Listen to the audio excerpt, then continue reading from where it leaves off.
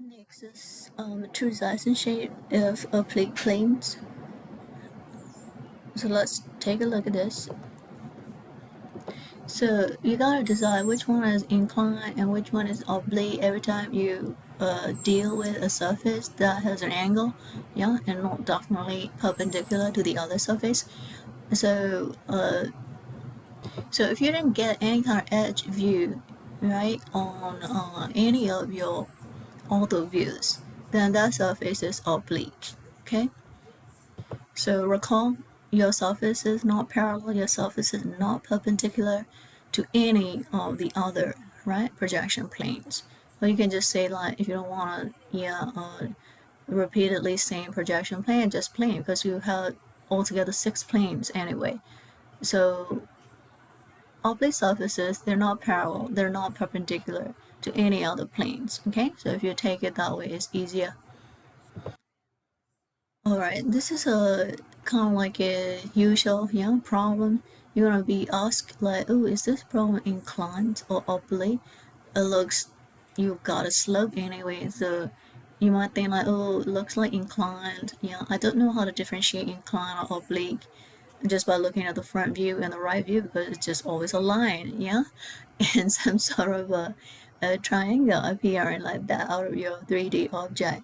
So let's see how we differentiate that. Yeah, so we will take into account of parallelism and your perpendicularity. Okay, so as a trainer drafter, you should be able to know, right, which one is oblique and which one is inclined.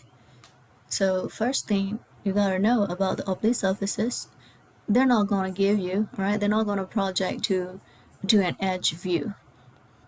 So when you take a look at it here, this is your edge view, yeah? Since you've got an edge view here, this surface is definitely not oblique, it is inclined, because one of the view is having an edge view. Edge view looks like a little line like that, okay? Because you can only see the edge of the object, yeah?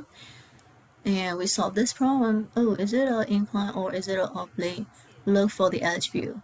If you have an edge view in any of your 6 plane, then you've got an incline, yeah, surface. Easy, yeah? Alright, here, another example. So the example is a problem, and that problem is asking you, is this, alright, this example of an oblique view or oblique surface. So you're like, oh, okay. Let me take a look at it.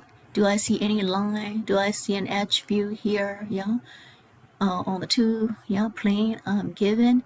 So you look at it. All you have is the 2 triangles right here. One is here, one is over there. Yeah.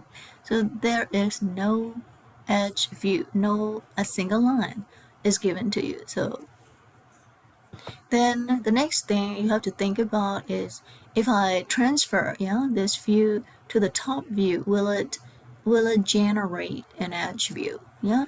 So we already know how to transfer, measure and transfer. So if I go this way, it would definitely produce, all right, it would definitely produce a 3, all right, 3 points diagram or some kind. It won't give you another, it won't give you an edge view, even if you transfer out to your top view or horizontal view from here or here, so that's the second thing you have to check. Do not just go the 2 triangle, you have to check the third view, whether it's going to produce an edge view or not out of this 2 given to you front and right. So in this case, it wouldn't, right? It wouldn't produce edge view here in the top view. So therefore, it is an oblique surface.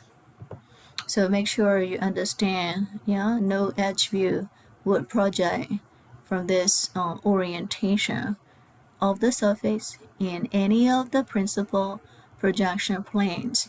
Okay, you have 4 other projection planes, even if we go only 3, usually. So anyways, it is an oblique surface. Okay, that's it for the oblique surface.